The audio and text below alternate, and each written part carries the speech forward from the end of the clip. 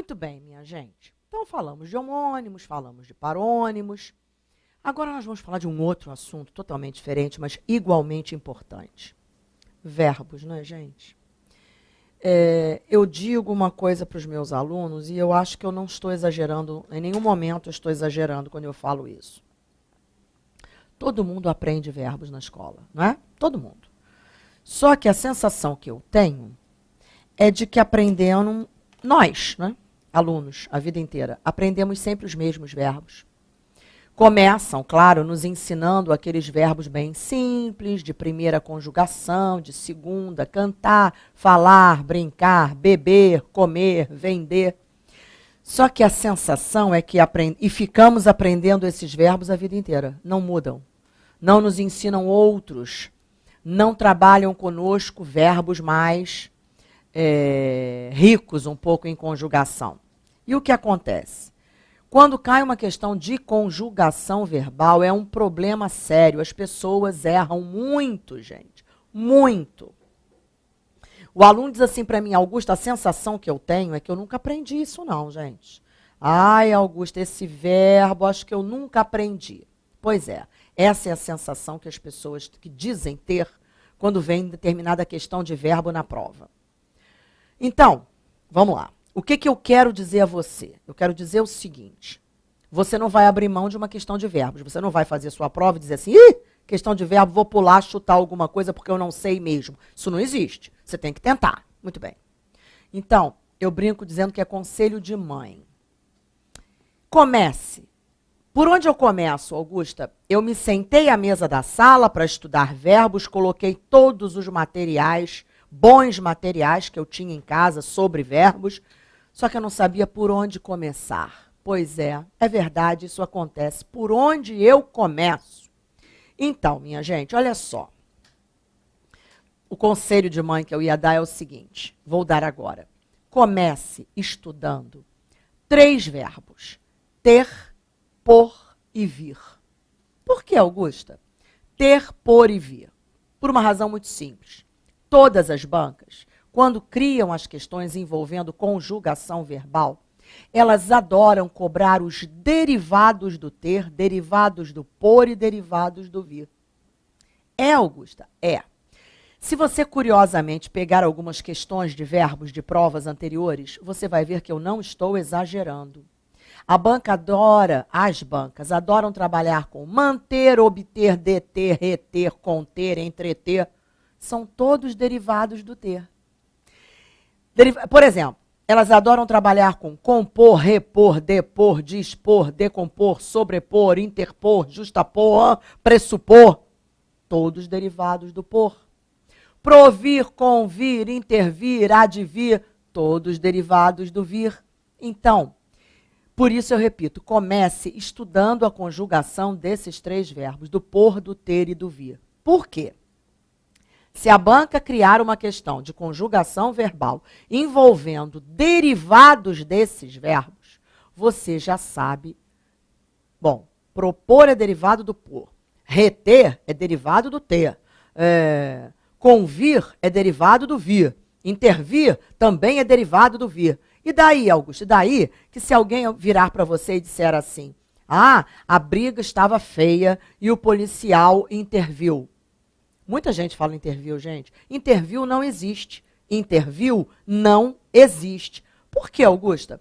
Porque intervir é derivado do verbo vir.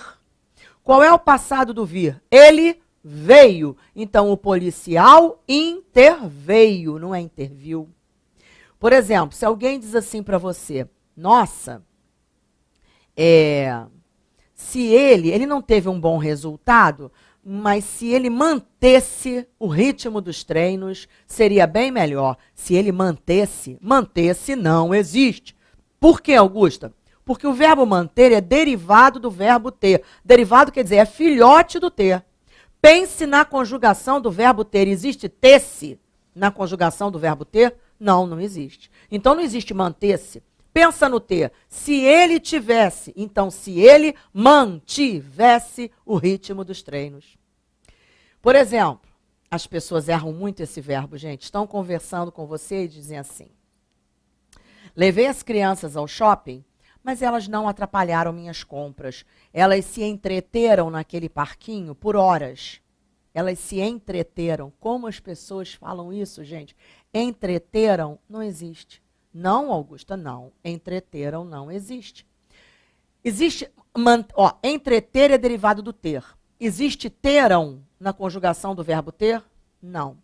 Como é o passado do verbo ter? Tiveram, então elas se entretiveram no parquinho. Então, minha gente, se você estudar o ter, o pôr e o vir na íntegra, você vai lembrar, peraí, entreter, manter, deter, conter, reter, são derivados do ter. Obter, eles obteram ótimos lucros. Não, não existe terão no verbo ter. Ele é derivado do ter. Então, eles obtiveram ótimos lucros. E por aí vai. Mas você precisa saber a conjugação completa desses três. Porque não adianta saber que o propor, o compor, o decompor e interpor são derivados do por, se você não souber a conjugação do por. Não é isso? Então, você vai começar estudando esses três verbos. Estudando esses três, você já sabe dezenas, que são os filhotes.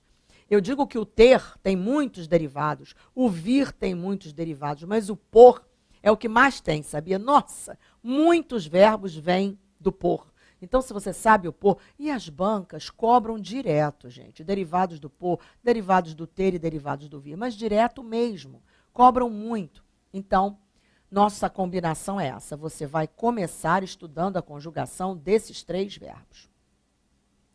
Agora eu vou falar um pouco sobre os modos de conjugação verbal da nossa língua. Augusta, verbo em língua portuguesa é muito difícil, né? Eu brinco dizendo, por exemplo, se você comparar ao inglês, realmente você vai achar muito difícil, porque verbos em inglês, eu digo, nossa, aquele assunto em inglês é uma bênção.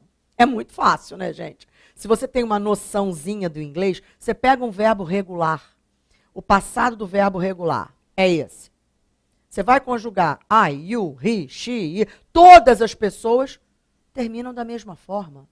Já em português, não. Nós temos as flexões. Cada pessoa tem uma desinência diferente. Eu brinquei. O tu não é brinquei, já é brincaste. O ele não é brinquei nem brincaste, é ele brincou. O nós é brincamos e por aí vai. Então, eu não vou dizer que seja mole. Não é. Por isso tem que estudar. Não é isso? Então, vamos falar. Deixa eu explicar a você. Nós temos 3 modos de conjugação verbal. Modo indicativo, modo subjuntivo e modo imperativo. Tá. Deixa eu falar um pouquinho. Modo indicativo. Todo mundo aprende isso na escola, mesmo que você não se lembre muito bem de ter aprendido, tenha dúvida, você aprendeu. É que muitas vezes a coisa é muito superficial e o adolescente, a criança, quando aprende aquilo, eu digo que é presença física na sala só, né? A cabecinha está longe e parece até que não aprendeu, mas aprendeu. Então vamos relembrar.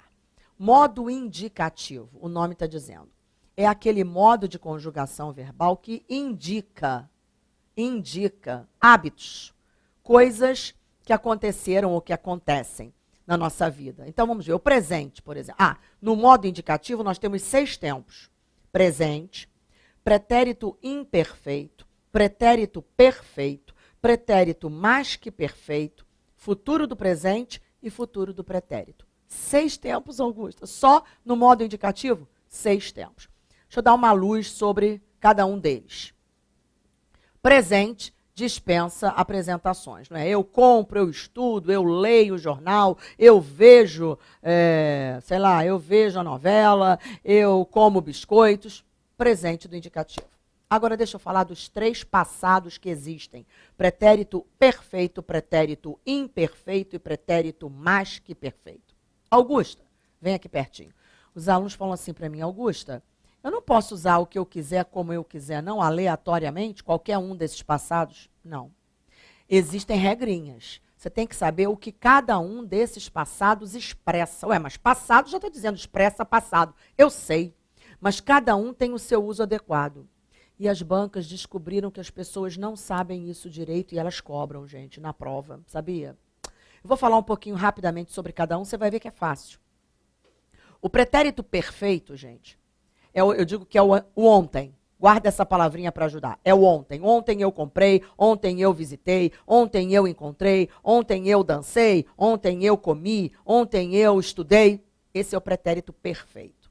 Qual é a característica dele? Ele expressa um passado com com início e fim limitados. A coisa começou e já terminou. Ó, eu comprei este livro ontem. A ação de comprar começou e terminou ontem. Eu visitei meus amigos semana passada. A ação começou e já terminou. Foi semana passada. Esse é o pretérito perfeito. Eu pintei o muro domingo passado. Eu pintei o muro de minha casa domingo passado. A ação já começou e já terminou. Esse é o pretérito perfeito.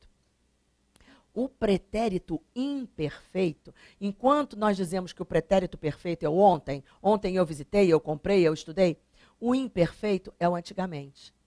Se você usar essa palavrinha na hora da dúvida, ai meu Deus, quem é quem? Lembra, o pretérito perfeito é o ontem, o pretérito imperfeito é o antigamente.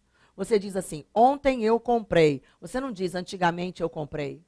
Entendeu? Você diz antigamente eu comprava. Antigamente eu brincava. Antigamente eu visitava os museus todo mês. Eu comprava bonecas para os meus sobrinhos. Eu brincava com meus filhos. O antigamente é o passado. Que mostra, primeiro ele fala de um passado mais remoto. E além disso, ele mostra um hábito na sua vida no passado. Hábito, Augusta? Deixa eu te explicar. Você disse assim, eu comprei um livro ontem. É o pretérito perfeito. Começou e terminou ontem. Isso aí expressa hábito? Não. Agora, eu comprava gibis para os meus filhos quando eles eram pequenos. Quando eu digo eu comprava gibis, olha a diferença de eu comprei gibis ontem e eu comprava gibis quando eles eram crianças. O que eu demonstrei? Que era uma coisa habitual, corriqueira na minha vida, comprar gibis para os meus filhos. Percebeu a diferença? E nós temos mais um passado ainda, né, gente? Que é o pretérito mais que perfeito. Mais, quer dizer, é um passado mais que passado. Como assim, Augusta? Passado mais que passado. Gente, vou dar um exemplo a você. Olha só. Quando eu cheguei com o ingresso, Maiara já comprara o dela. Comprara? Esse é o pretérito mais que perfeito. Vê se o sentido não é esse. Quando eu cheguei com o ingresso, ela já tinha comprado dela. Ela comprou o ingresso dela antes de eu chegar com o ingresso para dar a ela. Ou seja, eu tenho dois passados aí. Só que um deles é mais passado que o outro. Por isso que é pretérito mais que perfeito. Qual é o mais passado? Ela comprar o ingresso. Primeiro ela comprou, depois eu cheguei com o ingresso para dar a ela. Então, nesse caso, quando temos dois passados como aí, mas um deles é mais passado que o outro, é um passado anterior ao outro, temos que usar o pretérito mais que perfeito. Então, a forma correta é essa. Quando eu cheguei com o ingresso, ela já comprara o dela. Deu para entender? E nós não usamos no dia a dia, né, gente? É a verdade. Por exemplo, eu chego, estou conversando com você e digo assim, nossa, ele entrou, olha bem, ele entrou em casa e percebeu que foi roubado. Você observou que eu usei os 3 verbos no passado, no pretérito perfeito? Ele entrou em casa e percebeu que foi roubado. Só que, na verdade, são 3 passados, mas um deles aconteceu antes dos outros. Um deles aconteceu antes dos outros. Qual aconteceu antes dos outros? Ele ser roubado. Primeiro aconteceu o roubo, depois ele entrou e viu e percebeu. Então, na verdade, essa frase correta seria: ele entrou em casa e percebeu que fora roubado. Que fora roubado. Porque primeiro aconteceu o roubo, depois ele chegou e percebeu. Deu para entender? Então são 3 passados, gente. Só que cada um com o seu uso adequado. E as bancas descobriram que as pessoas não sabem isso direito. Então elas cobram isso nas provas, sim. Cobram, sim. É muito comum isso nas provas. Cobranças envolvendo o uso dos passados adequadamente. E às vezes, gente, ele ainda diz assim, quer ver? A banca diz assim, assinale a alternativa que apresenta uma forma verbal que indica um passado anterior a outro. Aí você já, peraí, um passado anterior a outro, é aquele passado mais que passado, é o pretérito mais que perfeito. Aí você vê 5 frases e você tem que descobrir a única que mostra um passado anterior a outros passados. Tá bom? Então, esses são os passados. Mas nós temos ainda, no modo indicativo, futuro do presente e futuro do pretérito. Gente, nós dizemos que o futuro do presente é o futuro da certeza. Por que, Augusta?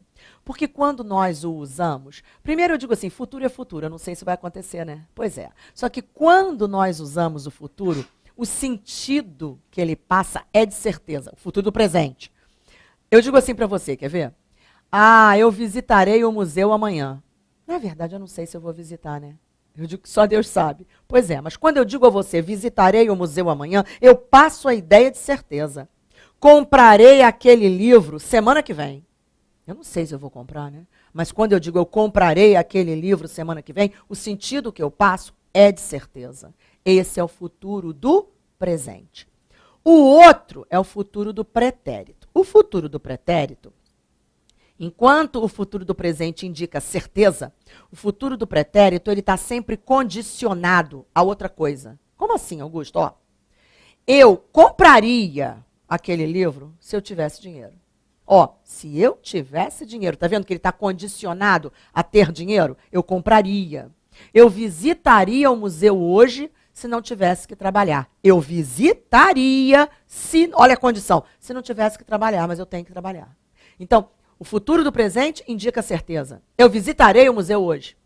Eu visitaria se não tivesse que trabalhar. Esse é o futuro do pretérito, que está condicionado a uma outra coisa. Tá bom? Muito bem. Então, recapitulando, o modo indicativo apresenta esses 6 tempos. Presente, pretérito perfeito, pretérito imperfeito, pretérito mais que perfeito, futuro do presente e futuro do pretérito. Fechou. Modo subjuntivo. O modo subjuntivo é mais fácil, só tem 3 tempos. E tem uma coisa interessante. O modo subjuntivo, ele existe, né, para expressar possibilidades, hipóteses. Na verdade, nada aconteceu, né? Tudo ainda é hipotético. Enquanto no presente do indicativo eu digo assim, eu leio livros de literatura. Mostrando que é um hábito na minha vida, eu faço isso, eu leio livros. No presente do subjuntivo, eu diria assim, é importante que eu leia livros de literatura. Quando eu digo para você, é importante que eu leia, eu não estou dizendo que eu já leio. Eu estou dizendo que é importante que eu leia alguma coisa hipotética. Por exemplo, se você lesse essa matéria, saberia o assunto. Se você lesse, eu já estou dizendo que você já leu? Não. Esse é o modo subjuntivo, que expressa hipóteses. E ele só apresenta 3 tempos. Presente, pretérito imperfeito e futuro. Vou repetir. O modo subjuntivo só apresenta 3 tempos. Presente, pretérito imperfeito e futuro. O presente do subjuntivo, nós dizemos que é aquele em que nós usamos a bengalinha para ajudar a fazer a conjugação, que é o quê? Que eu leia, que eu saiba, que eu estude, que eu compre, que eu faça. O imperfeito, pretérito imperfeito do subjuntivo é aquele em que nós usamos a bengalinha do se. Se eu comprasse, se eu lesse, se eu estudasse, se eu fizesse. Esse é o imperfeito do subjuntivo. E o futuro do subjuntivo é aquele em que eu uso a bengalinha, que é o quando. Quando eu estudar, quando eu comprar, quando eu fizer, quando eu souber. Tá bom? Então, presente do subjuntivo, que eu faça, que eu leia, que eu estude, que eu saiba. Imperfeito do subjuntivo, se eu comprasse, se eu lesse, se eu fizesse, se eu soubesse. Futuro do subjuntivo, quando eu fizer, quando eu souber, quando eu comprar, quando eu ler. Tá bom? Muito bem. E o outro modo é o imperativo. Gente, o imperativo, as crianças aprendem na escola que o modo imperativo é o modo das ordens. É usado para darmos ordens. Ordem também, mas não é usado só para darmos ordem, gente. Existem outros usos para o modo imperativo. Eu uso o imperativo para dar um conselho, para fazer até um convite. Vamos ao cinema amanhã? É um convite, é modo imperativo. Então, conselho, convite, ordem também. Não, faça isso. É uma ordem, né? Então, mas não é só para ordens, é isso que eu quero que você entenda. Então, pedidos, conselhos, ordens, convites, tudo isso é imperativo. Claro que você ou diz para a pessoa, não faça isso, ou você diz, faça isso. Ou você diz, vem almoçar comigo amanhã, ou você diz, não venha amanhã, estou ocupado, estarei ocupado. Então, existe um imperativo afirmativo, existe um imperativo negativo. Muito bem. E aí existe uma regrinha. E eu vou mostrar para você na tela branca essa regrinha do imperativo. Porque existem algumas coisinhas que você precisa decorar para fazer a conjugação correta do imperativo. E se cai em prova uma questão envolvendo imperativo e você não sabe essas regrinhas, você erra a questão. Então vamos lá, tela branca? Vamos lá, ó. Imperativo, afirmativo primeiro, gente. No imperativo afirmativo, gente, nós usamos tu, você, nós, vós e vocês. Só 5 pessoas. Ué, Augusta, não tem o eu não, Vem aqui pertinho, ó. Não tem o eu não, Augusta? Eu digo não. Sabe por quê? Pressupõe-se que você não vai dar uma ordem, não vai dar um conselho, não vai fazer um convite, nenhum pedido a você mesmo. Então não entra o eu. Muito bem. Só tu, você, nós, vós e vocês. Agora eu vou colocar aqui a tal da regrinha. Anote isso. Como conjugar o imperativo afirmativo? O tu e o vós, essas duas pessoas, eu tiro do presente do indicativo sem o S. Eu vou lá no presente do indicativo, pego o verbo, trago para o imperativo, mas se eu esquecer de tirar o S do tu, se eu esquecer de tirar o S do vós, eu erro. Então anota aí, ó, o tu e o vós saem do presente do indicativo sem o S. O vós também, presente do indicativo sem o S. E as outras, Augusto, você, o nós e o vocês? Eu tiro do presente do subjuntivo. Sem mudar nada, absolutamente nada. Tirou de lá, traz para cá. Pronto. Ah, eu tenho que decorar isso, Augusta? Tem. Eu vou escolher um verbo qualquer só para fazer como exemplo aqui para você. Vamos supor que eu precise fazer o imperativo afirmativo do verbo vender. Vamos lá. Então vamos pensar no tu e no vós, que são essas duas que saem do presente do indicativo. Eu vendo, tu vendes. Mas tem que tirar o S. Se esquecer de tirar o S, você erra. Então, eu vendo, tu vendes. Tira o S. Vende, tu. Eu vendo, tu vendes, ele vende, nós vendemos, vós vendeis. Tira o S. Vendei, vós. E as outras 3 saem do presente do subjuntivo. Gente, o presente do subjuntivo é aquele do quê? Que eu venda, que tu vendas, que você venda, que nós vendamos, que vocês vendam. Aqui não muda nada. Só muda no tu e no vós, que eu tenho que tirar o S. Pronto, o imperativo afirmativo do verbo vender está pronto. Vende tu, venda você. Vendamos nós, vendei. Vós, vendam vocês. Augusta, então eu preciso decorar isso, né? Que o tu e o vós saem do presente do indicativo sem o S. Não posso esquecer de tirar o S. E que as outras 3 saem do presente do subjuntivo sem mudar absolutamente nada. Claro que você precisa decorar. Não tem jeito. Tem que decorar. Atenção agora. Entre os milhares e milhares de verbos que existem na língua portuguesa, só temos uma exceção para essa regra. Ai, lá vem a exceção. Ué, mas eu tenho que mostrar, tem a exceção. A exceção é o verbo ser. Mas também só é exceção no tu e no vós. Por que são exceções, Augusta? Porque quando você vai fazer o imperativo afirmativo do verbo ser, e você não sabe a regra, a exceção, você vai lá no presente do indicativo para tirar o tu e o vós, não é isso? Aí, ó, eu sou, tu és. tira o S. Aí você vai colocar assim, é tu. Eu sou, tu és, ele é, nós somos, vós sois. Tira o S. Sou e vós. E você erra as duas. Porque a exceção é exatamente em cima do tu e do vós. Então decora. As outras três, o você, o nós, o vocês, seguem a regra normalmente. O problema é só o tu e o vós. Então vamos anotar isso aí? Exceção? Vamos lá. Exceção. É a única, hein, gente? A única exceção. É o verbo ser. Então, como é que fica o verbo ser? Eu vou colocar ele todo. Tu, você, nós, vós e vocês. Gente, deixa eu até puxar aqui, ó. A única exceção é o tu e o vós. A única não, as únicas, né? Como é que fica? Fica se tu e sede vós. Se tu e sede vós. E as outras? As outras seguem a regra, gente, ó. Então fica, seja você, sejamos nós e sejam vocês.